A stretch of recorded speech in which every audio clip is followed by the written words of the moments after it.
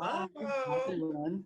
I'm so excited to be here, and I'm really honored to be ushering in this next chapter of the Pocket Change Collective. And I know that each of you prepared a reading for tonight, so I thought that we could start off with that. Is there someone that would like to go first? I don't mind. Okay. No preference. Great. So then I'm going to turn off my camera for a quick second, and we're going to hear a 5-minute reading from Amyra. Okay. Oh.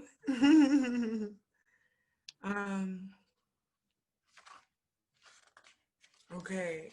Hello, everybody. This is very exciting. I'm very honored to be here and to have this work out in the world.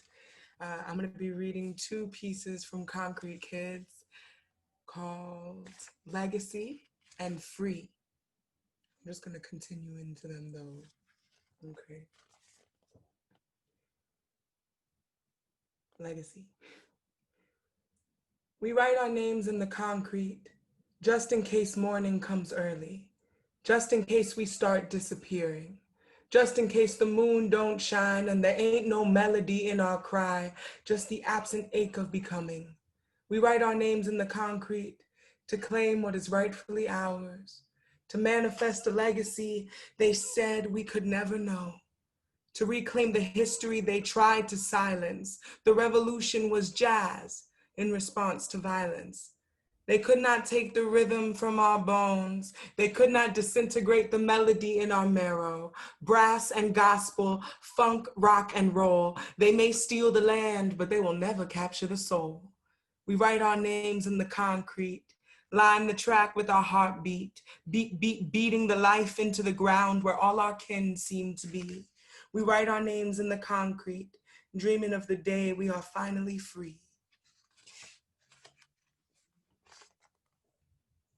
Free, that thing they say I ain't, that thing I wanna be, that thing I can't define, that thing that's choking me, that thing they try to hide in the narrow of their lies, that thing that burrows deep neath the fabric of our lives, that thing that seems to give, that thing that seems to take, that thing that has power but does not bear a face, that thing that keeps us hungry and wide-eyed, that thing that keeps the rich full yet dissatisfied, that thing that keeps the grass greener only where I am not, that thing that will continue to bear fruit as we rot in the very sun that birthed us, palms up, awaiting mana.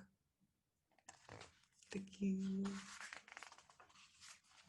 Do I have more time? I don't know. That was perfect. That was so beautiful. Thank you so much. Thank Hanna? you. Go ahead. I don't know how to follow that. That was beautiful. Okay. In many ways, plastic can be considered a miracle product. Plastic has the power to help save lives in the form of prosthetics and heart valves. By swapping out steel for plastic, we're able to manufacture more fuel-efficient cars quickly and at a more affordable price for consumers. Without plastic, we would have never put a man on the moon by 1969. Plastic, it can be argued, has changed the world for the better. But too much of anything can be a problem. Plastic has managed to seep into nearly every facet of our modern lives, so much so that it's hard to imagine a world without plastic. In developed countries like the United States, where the majority of the population doesn't think twice about throwing away something used once only, the problem is made even worse. Most people are willing to ignore the consequences of single-use plastics, such as bottles, bags, and cups, because they offer us a quick convenience, like being able to take a coffee or a sandwich on the go. Our consumer habits continue to add to our global dependency on plastic. It seems like there is no escape. It's everywhere. It's under our sinks, shampoos and conditioners, and toothbrushes, to name a few. It's in our pantries, our refrigerators, and our freezers. Most of the food we buy is wrapped in plastic packaging. Our kitchen cabinets are riddled with plastic cups, plates, and bags. tucked away in our closet and bedrooms, our clothes and linens, most of which are made from plastic. And now some studies are finding plastic in rain, Arctic snow, the air we breathe, and according to the Medical University of Vienna in Austria, in tap water, bottled water, and even our own feces. Yes, that means we are unknowingly consuming and ingesting plastic. Despite our heavy reliance on plastic, it hasn't been around for very long. Plastic was first invented in 1907, but it wasn't until the breakout of the Second World War in 1939 that plastic became vital for the war effort to help make parts for planes and tires for vehicles. The product's value was quickly recognized by governments for its many uses and low manufacturing costs. After the war, plastic made its way from the front lines into our households, as companies too recognized its value to create convenient, single-use products and at a much lower cost. Since then, plastic production has continued to grow astronomically. 300 million tons of plastic are produced each year around the globe, which is nearly equivalent to the weight of the entire human population. What's even more troubling is that almost half of that production is designed to be used just once and then thrown away. And even though we don't see it once it's disposed, it's never really gone. Humans have filled the planet with plastics that don't degrade. And while plastic has made our lives convenient in many aspects, that convenience comes with a steep price, the potential to destroy our planet.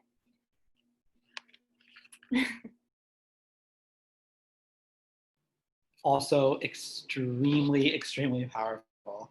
I don't know about exactly the world's most uplifting passage, but truly, truly important and beautifully, beautifully, beautifully articulated. So the first question that I have for both of you is I would love to do a super quick check-in. I think I'm one of the very few people who knows what it's like to launch a Pocket Change Collective book amidst a pandemic. So I can identify with you on that. So I'd love to know, first of all, where are you? How are you? How does it feel to launch your first book? And what is going on with you today? Like, let's get on the same page. Whoever wants to answer first. Yeah, so I guess I'm a high school student, so I'm a senior this year, and I'm in Atlanta, Georgia, and so it's honestly been quite crazy. I mean, kids in my school are talking about my book, my teachers are. I've just had an overwhelming amount of support. It's been incredible. But yeah, I don't have a ton of exciting things happening. I actually have a TED Talk happening in November that I'm working on, just all about like youth activism and coming together to speak up. But that's pretty much what I've been doing, like school, college applications, and working on my TED Talk. Yes, amen, honey. You better be out here going to school right now. Shout outs to you for doing the good work for the community and yourself. I'm feeling really good, really peaceful. I have been spending a lot of time outside, just taking in my city. It's kind of just where I go whenever things are in any extreme, whether it's like the greatest day of my life or the worst. I go outside and I just take in my city and I see people. I'm in Brooklyn right now, so today was serving a pristine fall moment, and everyone outside was just so grateful to be outside, and they knew how beautiful they looked in the sun. When everybody knows that it was one of those days where everybody just knew how beautiful they were. So I'm feeling really peaceful. Yeah, I'm really grateful that this is out in the world.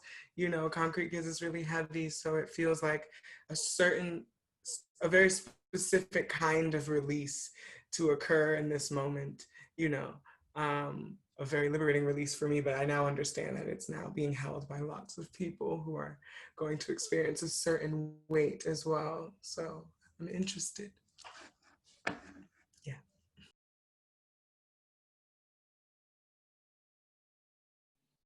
Sorry. That's great and that's beautiful. I'm so glad. And so first, I have another question for both of you, which is that obviously this is about the Pocket Change Collective. Big shout out to our editors, Rachel, Nathaniel, and Carl. I hope they're here. I don't know if I can see them or not, but thank you. None of us would be here without you. Big shout out to Books Are Magic, who've been a total champion to our series.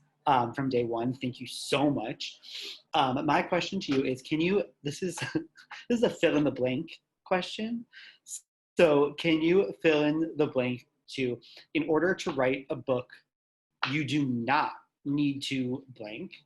And in order to write a book, you need to blank. Does that make sense? That question makes sense? Okay. Can you repeat it one more time? In order to write a book, you need to what? In order to write a book, you don't have to what? For example, I had a friend when I asked them that question, and they said that you don't need to be an avid reader to write a book because they struggle with reading. They always have, and they wrote a beautiful book. So that's just sort of an example. I would say you need a community around you when you write a book, and you don't need to isolate yourself when you write a book. I think that focus, specifically, I suppose, for people like me, focus is something that I tend to isolate myself in order to achieve. And I found that when I'm creating something that is for people to digest, a book specifically, the intimacy of reading, to know that I didn't have to isolate myself in the ways that I just often do to be productive. Like the 9 to 5 moment, it's like the height of my inspiration was often like on a walk with nothing and no one, so letting that be true. I totally agree. That was so beautifully said, and I totally agree. And people are always like, oh, I'm going away to write. I'm like, I can't write for more than like 3 or 4 hours a day. So if I'm going to the woods to write, then that means I'm just in the woods for like 15 hours, and I don't know what to do with that. Exactly. And I think that it's so useful. I realized that I was in my attempts to isolate myself in that way. I went on a vacation alone. I went to to visit family, but stayed away from them by myself, and I realized that the moments that I was most energized was when my intellect and my spirit and my soul was being fed, and so sometimes you need to be fed by nature and things, but I think when you force that, when you say that is the only way, then it kind of creates a lack of productivity in every other realm. It cuts off the potential for that space, but yeah, anyway, that was fill in the paragraph. Gotcha. And what about you, Hannah? I would say you need to be patient with yourself. I would definitely get frustrated with myself sometimes when I knew what I wanted to say, but I didn't know how to put it into words and make it come across the way I really wanted to. So I definitely took a lot of patience, I think, just with myself, trying to be able to craft something I'm really proud of. But then you don't need to be, I would say you don't need to be an adult. I think I really had that perspective when even before writing this book, I thought I'd have to wait until I'm older. And so I was so fortunate to have this opportunity and prove myself wrong that, you don't have to be a certain age or check a certain box to be an author. I don't know why I'm startled at the eloquence. I mean, like, obviously our editors chose brilliant people, but still, to just hear both of you speak is so lovely and so beautiful. And so my next question is, I have a question for both of you, and then I have a question, a separate, like one for you and one for you. And so on Zoom, sorry, which is that what is the one thing that you want readers to take away from your book? The one thing I want readers to take away from mine is that being queer means you're part of something greater than yourself, and therefore you're never alone. So what is like from your book?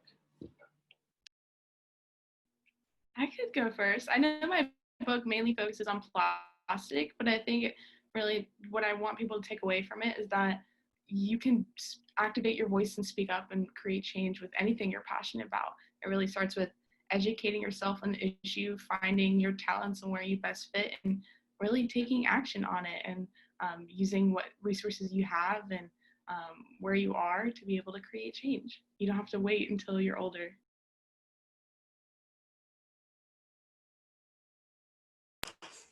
I always forget that I'm muted. I'm like, yeah, so honestly, there's so many things. And I think because, mine is is fully poetry. There's no forward, there's nothing that lets anybody know what my intent is other than the level of proximity that I gave them to a truth of mine, you know. And I think that, I've been racking in my brain, because every other one in the series, incredible, direct, intimate conversations with how I can activate myself, and I think what I did with Concrete Kids was invite myself to really say, who was I when I was 13 years old and in court? And I knew that my word mattered so much that I was making all kinds of decisions as a child for my own life, and recognized that no adults around me were making those decisions for me on my behalf. So it's beautiful to share a release day with you, Hanna, because, I'm just so glad to see you walking in this power, and then also in this awareness of what you're capable of at this age, but yeah, I just want, in Concrete Kids, I want adults and children alike, I suppose, to invite themselves to be that close to themselves and to their reality.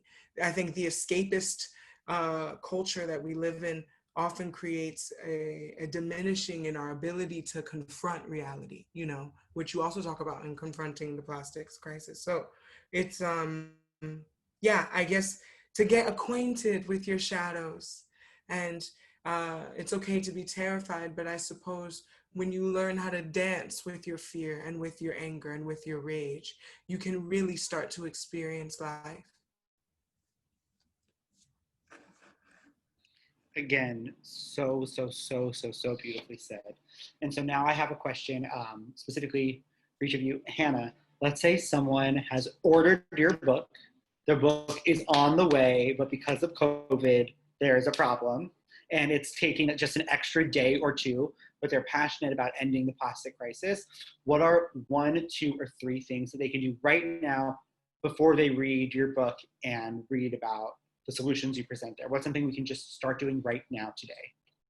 One of the first things I tell people is kind of take a step back and kind of reflect on how much plastic you use. And it definitely varies, and it's a bit harder with COVID. I know we're not going out as much, but kind of reflecting on, wow, okay, so I do use a lot of plastic bags when I go shopping, or I do buy a bottle of water every time I go out on walks. And being able to kind of take a step back and realize, how much you really use and how much you throw away and you think it's going away. And then really the next step is to educate yourself. My book does talk a lot about the plastics crisis, but there's so many incredible resources out there. Once you have a better understanding of the issue, you also have a better understanding of how to be a part of the solution. And you can help share that information with other people. The changes you make in your daily life can have a big impact, especially over a long period of time. But once you're able to get more people to join you, like your friends, your family, that's when you really start to see and be able to create a lot of change. That's awesome. That's awesome. And for you, my dear Miss León, my iconic legend, you, I am wondering, could you tell us a little bit about the title, Concrete Kids? It's such a beautiful title. And I love all of our covers, but I have a special place in my heart, I think, for your cover. And can you just tell us a little bit about that? Concrete Kids. Yes. I think I write a lot of manifestos whenever I'm aggressively thinking about something. And so, when Rachel reached out to me about this project, it was like, what do you want to say to young people right now? We really value your voice. What do you want to say? And I know who I was when I was 13, and adults were telling me what my poems were doing, and I was standing there talking about things that I was already experienced in and things that I was still experiencing, and so I did this poem that was about foster care while I was in foster care, like weeks after I had gotten adopted.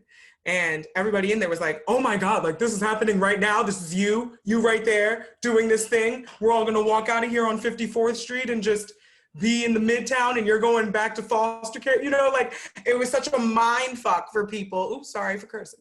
But it was such a mind boggling moment for people to recognize that somebody that they were in the room with was going through something that they could never imagine, you know? And so these two women came up to me at an event when I was 14, and they were just like, you were up there, said things I've never said before, things I've waited my whole life to share, and I've never been able to share it with my family. And I was just like, wow, you're in your 30s, I'm 14. To be in this place with my healing or in this place with my recognition at this moment means that if I keep letting you see, if I keep letting myself be aware of those wounds, then I may just be able to heal them and tend to them.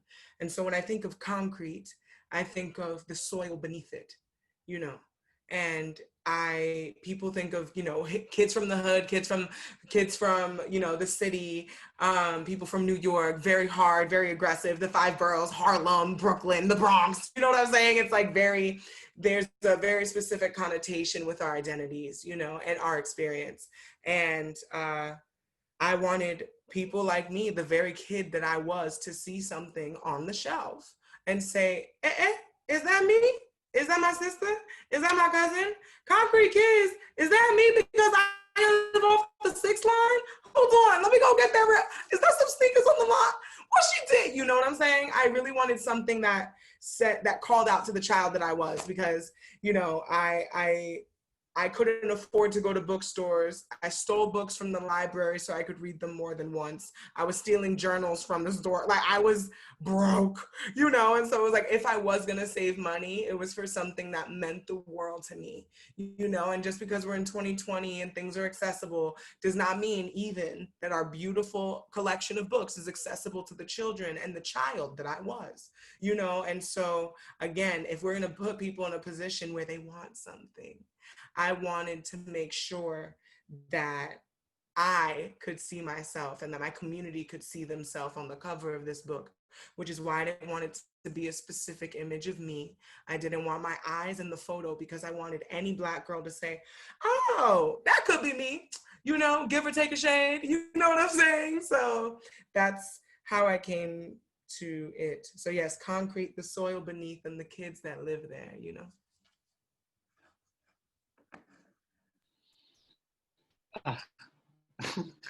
Again, so beautiful, such dream answers, just as questions. I want to give, they don't tell us who's in the audience right now, but someone asked a question. So I do want to give a special shout out to Rachel Samis, who has been with Pocket Change Collective since day one, our editor. We love you so much. Another question that I want to ask both of you is, let's say someone finished reading your book and they loved it. What is another book that you would recommend to them? They loved your book already. What's another book that you would recommend them? A book that you feel really moves you, an author that you love, maybe another young person, maybe someone who talks about something similar, or maybe someone who doesn't, but whose book, after your own and after all of each other's, after they've read the whole Pocket Change Collective, what book should they read next?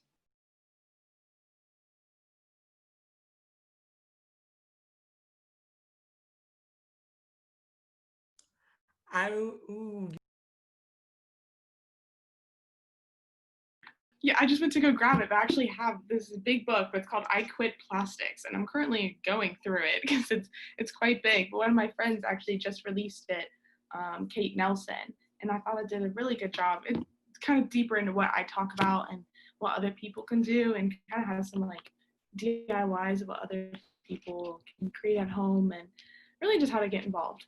I thought it's a beautiful book, but I definitely recommend that for other people.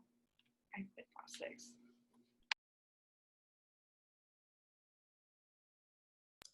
I would say, I don't have the copy near me, but Black Ink, it's a collection of, it's an anthology of essays and writings from Black writers from like Frederick Douglass to today, looking at their experience of reading, writing, for the pleasure and the terror of it. And as a writer, it was just really, really, really beautiful to go to a place where someone has beautifully curated people's thoughts on the necessity of literacy and the necessity of communication and how we communicate with one another. And it was really inspiring. It reinvigorated my understanding of what it even means to write my name, you know, and it goes into Frederick Douglass, who he stole food from his slave master to give to the young white kids who had less than him on the street so that they could teach him how to write his name, so that he could get liberation and then liberate others. You know what I'm saying? And reading that, just 10 pages of that, you're like, whoa! And then it's like James Baldwin, 1948. You're like, oh my God! So anyway, after you read something like, okay, this is a young person's mind, this is where they were in this moment, I would love for you to go and do whatever you can to get closer to yourself and to start writing yourself and understanding your story. So getting acquainted with storytelling, Black ink, with an incredible forward by Nikki Giovanni. Go ahead. Okay, we're coming towards the end of our event, so I wanted to make sure that I got in questions from the audience because we have some really strong ones. So the first thing is from, I'm afraid I'm going to pronounce this name wrong, but it is, I believe it's Hasiba, asked to talk a little bit, or they say, I'd love to hear you talk about the importance of writing down one's own story, since so much of your books are based on personal experience. How does one get started?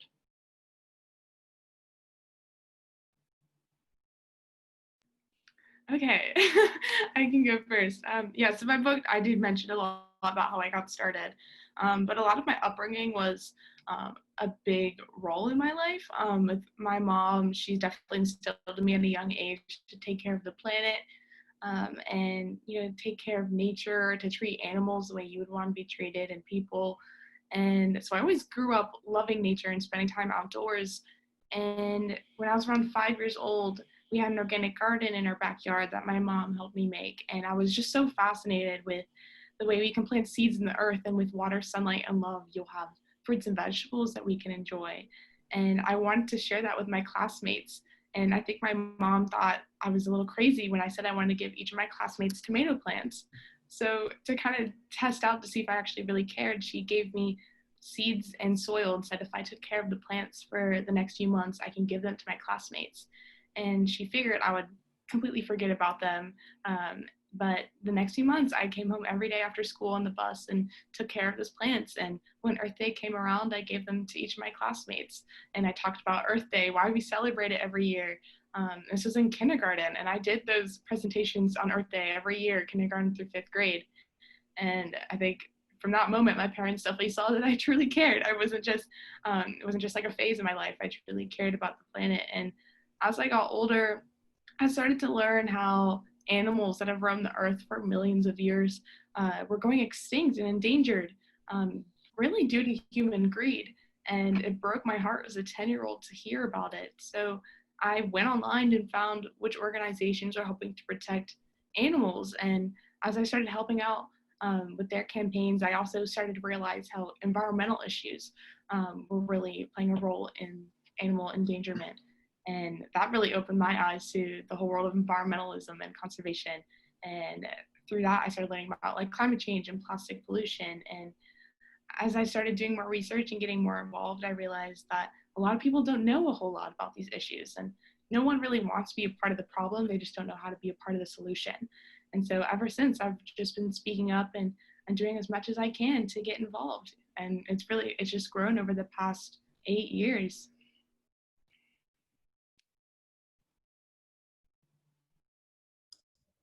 That's amazing. It's just so nice to hear other people who are doing what their soul needs to be doing in the world to make it better, you know. Tending to land is something that I really care about. And so I'm with you there. But I think that is really important too. Learning how to take care of something outside of yourself often lets you recall how to take care of yourself. And I think for me, all of my work is autobiographical, and all of it, is coming from a place of firm understanding of the language that I'm using. I say everything that I mean, but I am so, so comfortable with being wrong that I'm not afraid to say what I mean, you know, and I think that journaling is an incredible place to start. If you have questions that you're afraid to ask out loud, if you have answers that you're afraid to give, write them down somewhere. And if your hands ain't working and you can't write, say it out loud. And if you can't speak, then you better start daydreaming, you know, because there is space for you. And the important thing is to relax. You don't got to be nothing more than you already are. And I think a lot of people get so worked up in what there is to do that they forget that if we start doing less is when we start really making a firm impact. You know, it's so much of the world's problems are based on overconsumption, you know, and so it's like, let's do less. Even with coronavirus and everything, we're out here recognizing that, oh, for my body's sake and my mental health sake and the world's general health sake, I must do less. And so, yeah, be easy with yourself, get acquainted with yourself, find out what matters, and find out what medium too. You know, as a writer, I'm very inspired by painting. I love painting and I love Frida Kahlo, and find what your inspirations are. They're not always going to be in the medium in which you choose to express yourself. And so being open to that as well, you know, and when I ain't got the words, sometimes I let my body do what it needs to do, you know, and I wait until it gets there. That's how I found myself doing everything in the world. I'm a singer.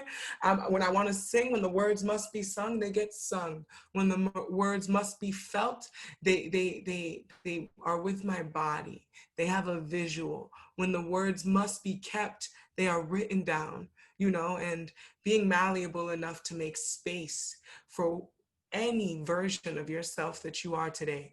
And also recognizing that if we change as we change, because it's continuous, to be graceful with that. I hope that I'm not the same tomorrow. I'm certainly not the same after hearing Hanna speak about her book. Certainly not the same after reading your books either, both of you, you know, and so allowing ourselves to change, and when it's too scary to do in public, if that's a case, because it is for many of us, to then write it down. So I dare you to go and get a new notebook, a new piece of paper, a napkin even, and just let it go. Let it be there. Let it be there. Hey, but yeah.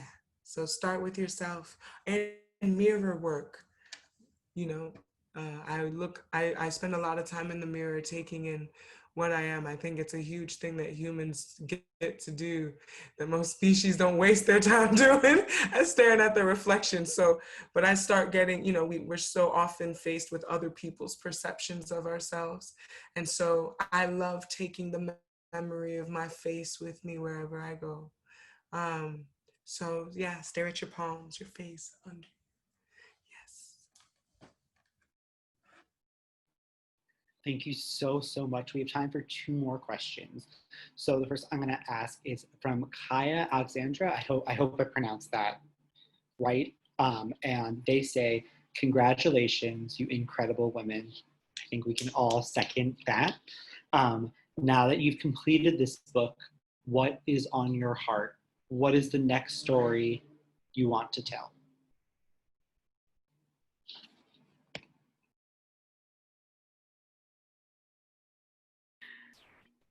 The next story I want to tell, I think I'm starting to close the chapter a little bit more with plastic as and I'm starting to open a new chapter more on youth activism and kind of talking more about young people, you know, really speaking up and activating their voice and really showing them that they really have potential. A lot of times we're taught that, you know, our voice isn't valid and we have to wait until we're older, until we get a job, until we start making money, that, you know, we'll really become valid in society. And even in school, I think we're taught that, you know, sometimes it's like, I'm the teacher, you're the student. And I think a lot of times we just don't realize that we really truly hold power in our voices. Even if you know, your voice shakes when you talk, you still truly hold power. And that's been really on my heart recently. And I think especially now, especially with coronavirus, I had a lot of time thinking of, really want to help inspire other young people to get started, and just show them kind of like how I got started and how other young people gotten started. I was lucky enough to share in my book some other success stories of other young people in the plastic pollution space, but there's so many young activists now more than ever speaking up, especially on environmental issues, because this is our future. Our future is at stake and we need action on it. And now more than ever, we need everyone's voice, including young people, to speak up. Amen. That's right. That was one of my favorite parts of reading your book, was finding out other young people whose names I didn't necessarily know, which was very exciting, because it's so important that we name our community. Because when you sit here, we both got our friends on the shelf. We all got our friends on the shelf. I went into a bookstore the other day. I walked out. I spent hundreds of dollars. I said, my friends are expensive. I said, Jesus Christ. It's like really the way when we name our communities, we invite other people to let us know that they're there. We invite other people to be present. So that was very exciting to be there. But yeah, I'm sorry, I got completely excited by what you said. What am I saying again? What am I saying? What is on your heart now, and what is the next story you want to tell? So I've spent 10 years talking about myself. And I say 10, maybe it's more like 15 now while I'm old. I've spent 15 years talking about my experience, going into intricate detail, explicit detail about my experience. Concrete Kids is kind of the closest we get, because it is the child I was. I have journals from when I was 6 years old. I was writing everything down, and so there's some things that were fully extracted from the child that I was, and so I am so ready to start being a facilitator for other people to share their stories. So I'm working on a few documentaries at the moment, and I wrote a play called Vaseline that went up last year in London, but I interviewed 100 Black women across the diaspora, and wrote a play using the interviews and different conversations. And what I recognized is that needs to be a film so that more women can see it, but also an interview series that never ends. So I'm currently working on several projects and documentaries to continue giving a face to the miracles that exist here. Hey. Yeah, and I think that was something that I really wanted to do with Concrete Kids too, is to humanize the person. A lot of people feel like they don't have, because it's unfamiliar, they can't recognize it. Because it's something that they've never heard of, they can't even put eyes to it. Because it's something that, they've never experienced, they can't possibly empathize, and I wanted to write my story in this way so that people could get that comfortable with the details. And even if they never meet somebody who's gone through all of the wild things I've gone through, they know that people are walking in this world with storms inside of them, and they are capable of anything, and so yeah, so I want to continue just giving space for other people to share their stories and feel safe with me to do so, and to teach them how to facilitate themselves and start those typical conversations. Like, I always tell people, they're like, where do I start? The dinner table, your best friend's living room. Every conversation you have is an opportunity to say, let us expand our heart. Let us expand the way we love. Let us expand the way we express ourselves and our safety. We can demand safety where it is not present, and inviting that truth to be in everything has really been a part. What's on my heart, and also what I'm just focusing on doing, is actually tending to the community. I've been on tour for 5 years. I have not stopped moving. I realized, oh my God, music can get me in every single room I've ever wanted to be. I can be in, the greatest opera house, and then I can be in the room with Amnesty International looking at how do we fight for child's rights. You know what I mean? And it's like, oh my God, how do we do this when we don't have time to sit and tend to our community, you know? So I'm gonna pull my little Hanna moment and start tending to my tomato plants, and stay my ass in Brooklyn for a little while and really get acquainted with my community again so we can reintroduce ourselves and get to work and to resting. Yay. Beautiful, beautiful, beautiful. And our last question tonight comes from Vanessa, who, rumor has it, got married this week. A big mazel tov to Vanessa. When you were approached, so this is our final question for the night. So when you were approached about becoming a pocket change author, what made you say yes and decide to do it? It's a really good question. I know you touched on it a lot, but you know, seeing another person that looks like you on the shelf was really a big inspiration and driving factor for me. I know growing up, I didn't have a whole lot of representation, so I thought it was really great to see on the cover a little brown girl, you know, changing the world, and having, you know, a youth activist role model. There were a whole lot when I was growing up, so being able to, you know, see someone not only change the world, but someone that looks like me, was a big driving factor, but also that a lot of people at least know a little bit of plastic pollution, at least the skim of it, and know that it's a problem. But a lot of people don't really understand the depths of it, like why it's such a problem and how it connects to climate change. We really see those as two very separate issues, but they're very much interconnected. And we're also taught that, you know, recycling is the solution, that, you know, it's the out of sight, out of mind mentality, but it causes more of a problem than a solution. So there's a lot of in detail, more specifics on plastic pollution that majority of people don't even realize. And, you know, I've been in this work for, 7 years. I feel old, being almost 18, but I'm fighting plastic pollution for so long. Like, I've learned a lot along the way, and I've realized that, you know, most people don't know as much about plastic like I do. I've become like a little plastic nerd, a little plastic scientist along the way, and I want to be able to share that with other people and how, you know, to educate themselves on the issue and understand how they can be a part of the solution, changing their habits in their daily life, you know, getting involved in politics. I thought that I would have to be of voting age, you know, to get involved in policy, but I started when I was around 13. So being able to also just share a message that age is just a number and that young people, they really hold power in our voices. That's right, honey. You better go. You better go. And you know, it's just beautiful to see longevity at play too, you know. Make sure you be easy with yourself and take all the kinds of years of rest that you need to explore anything else that you desire, because this is lifelong work, baby girl. For real, it's exhausting. But out here. But it's just so exciting to see you already saying, oh, let me turn and help other young people get to where I'm at right now and walk with me.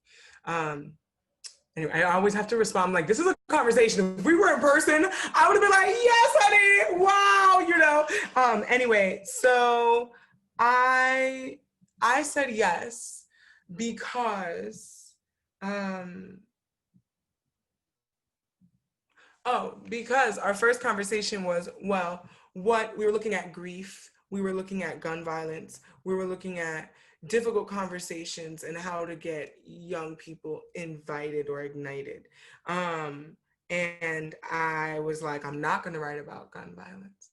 I'm not gonna tell young people who to be or how to be, because I'm not a young person right now. What I can do is let young people see me. And when I said that, back to Rachel, and throughout the series of conversations, there was just an understanding and a firm understanding that we were going to be malleable, you know. And so Concrete Kids was something I continued to say yes to, because I was writing about something so intimate, having like, you know, really big family. You know, I lost some family members in the process of writing it. And I was like, nah! Like the whole world was becoming. And because this piece was what it became and became and became and became and became. And I'm just really grateful to Rachel and Nathaniel for their patience and their malleability, which is something that from the jump, even though the team has changed and the timeline has shifted and coronavirus has arrived, there's been an understanding and malleability that made it safe for me to do something that was not precedented. So yeah, I felt like it was a safe place to take a risk. And I feel like it's a safe place for this, kaleidoscope moment of my story to exist. And I just really wanted there to be an opportunity again. I was one of those people, like, everybody loved Rent. And because everybody loved it, I didn't want to watch it. I'm like, I had a best friend. We saw each other in school. We hated each other. But every day after school, we'd call each other at 4 o'clock. We're like, hey girl, so how was your day? Yeah, second period was crazy. And like, so I was one of those kids that just like, I wanted my way and I had to have it. And it was like, nobody was going to convince me of anything that I wasn't ready to be convinced of, and because I was very educated and very, very well versed in adult issues, like I moved 13 times by the time I was 7, I already had been in court since I was 3 years old. I knew what the hell was good. And so nobody was about to come and tell me what was good. And so thinking about writing Concrete Kids, writing something for young people, I was like, I was not the person who would pick this up and say, let me be changed. Let me change the conversation for myself, thinking in terms of like, I'm in the hood right now. I don't know how I'm going to pay for my next meal, let alone college. Like, you can't tell me that I can just start, And so Concrete Kids was just an opportunity for me to say, well, I'm not going to tell you how to do it. I'm going to show you how I did it in her words, But yeah, I'm just really grateful that was even possible. And it's also still surreal that it is. And I'm just honored to be surrounded by, in this collective. I said yes also because of the other people who were involved. I was like, oh, look at this family portrait of icons from all over the world. Let's go, So Adam was a huge part of it. Alok was a huge part of it. So anyway, thank you.